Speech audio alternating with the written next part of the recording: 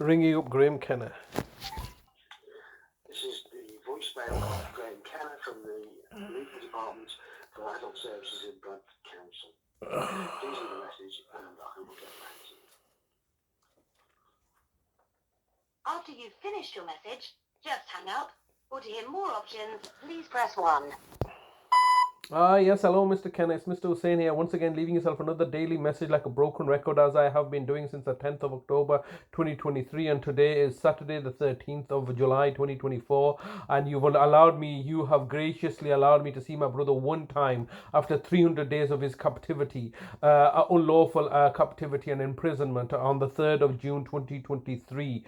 June 3rd of June 2024, when you were quite clearly looking to stage another event to have me to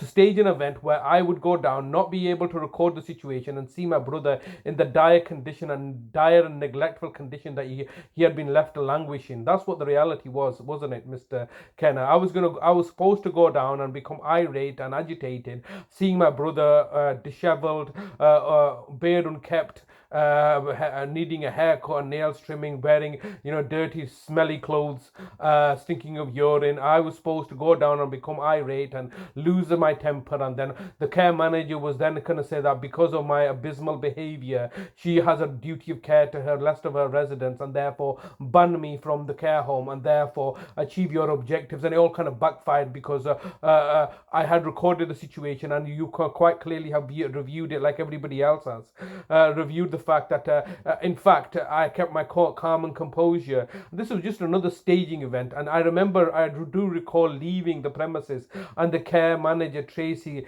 slyly asking me, how do you feel? How do I feel after seeing my brother? Like, obviously, I'm emotional, but you wanted an emotional outburst, and this is what you leverage. You leverage our emotional outbursts, our human emotional outbursts, while you torture and make us suffer, so you can then leverage that to justify your actions. I mean, why was my brother kept in such a state? So therefore, this was just clearly a contrived situation, which I anticipated and expected. Hence why previously, when you had offered me the opportunity to go visit my mother, I refused to do so, knowing the fact that it was just going to be another staging event where you're setting conditions and control conditions of of the circumstances where I can see my brother, how I can see my mother, and then obviously the judge, Justice Cohen, smarmily asking me, oh but why did you not go see your mother? So then we could have justified putting you into prison for under some pretexts. So I just clearly saw through your lies, and this is not the first time you've done this. Every time you try to antagonize me by utilizing my situation and my circumstances and my background that you have helped to create, for you to then retrospectively paint me out the villain. And as time goes by, your narrative is falling apart. I've been remained very cool, calm, and collected throughout. As I mentioned, sent in an email recently, you try to enrage me by preventing me from seeing my brother 6 years ago in 2018, and then the first time I go to see my brother after he has given me authority, which I recorded here, him authorizing me to come and visit him at 12 o'clock, at 6 o'clock, you say the fact that he's not there to antagonize me and place my niece into the room so I would vent my anger and aggression at her, knowing the fact that she's worked closely with you to send me to prison under making false allegations, initially back in 2016 when you had co-opted her services. So what did you think was going to happen, that I was going to become so outraged and antagonized that I had just sought permission from my brother? I could not see him. So this was clearly a contrivance on your part, isn't it? And this is not the first time you've done this. This is a recurring theme. So if you're not utilizing my niece, you're utilizing Adalat, and putting us into situations where he would then look to, need to call the police upon me or me to attack him. I mean, I'm just reminding myself that this is what you tried to arrange for December 2014. Yes, December 2014, when you had murdered my brother Nazem in September. You had instructed my brother Adalat to come down and antagonize and agitate me in December 2014. So I would attack him, and therefore that would be the justification for the police to come come down and arrest me for assault. When the reality was, what actually transpired was that Adalat assaulted me, and I rang the police up, and the police, once again, taking instructions from yourself, did nothing about that because your plan had failed abysmally. What was supposed to happen was I was supposed to attack Adalat, and the reality was that Adalat attacked me in my own home, hit a bin on my head, and then I became the victim, and therefore that plan failed. It's always yourself plotting and planning and scheming and machinating in order to get an emotional response from you so you can leverage that. You've also done this exactly the same thing with initially by removing the direct payments and saying that, oh, we're going to get our own agencies now involved. That agency being Caremark, who put my brother in a car accident in December 2012. I haven't forgotten. I've wrote everything down. I've emailed you it.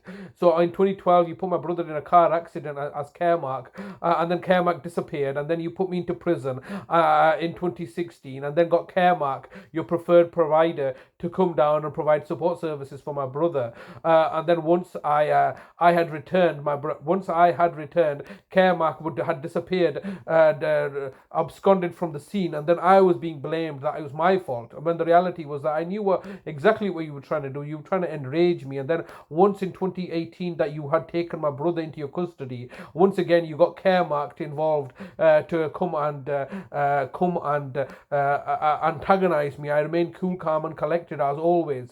I bought my brother some food, and Caremark workers stole that food, and then also you could arrange to antagonize me. So it was whilst my brother was in your custody in 2018, between August and December 2018, several attempts were made to enrage me, so I would then have an emotional outburst, and so that you could utilize that to ban me, and I remained cool, calm, and collected as always.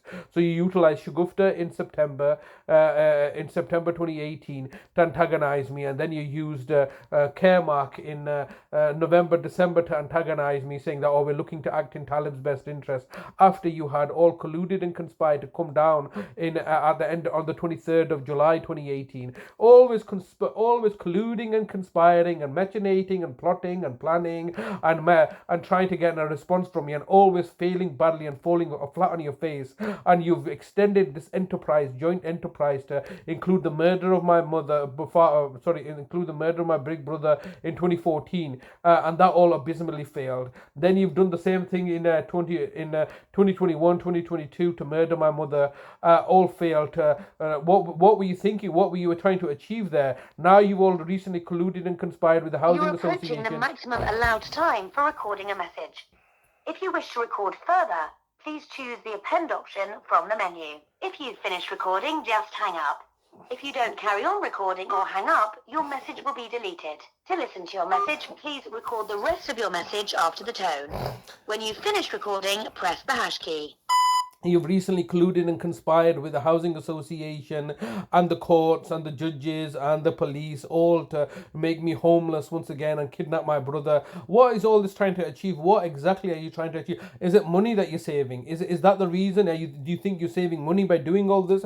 By plundering my money, by looking to target and victimize me? You're causing harm, alarm, and distress and torture and suffering so you can remain in your position of authority, and all the while delegitimizing your own position because you're acting with villainous evil content against the laws, and you're looking to buy off the judges.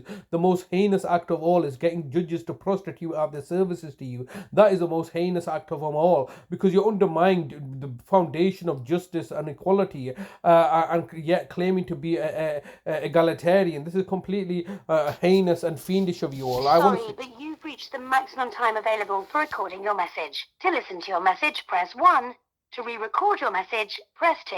If you are happy with your message, press message sent. Goodbye.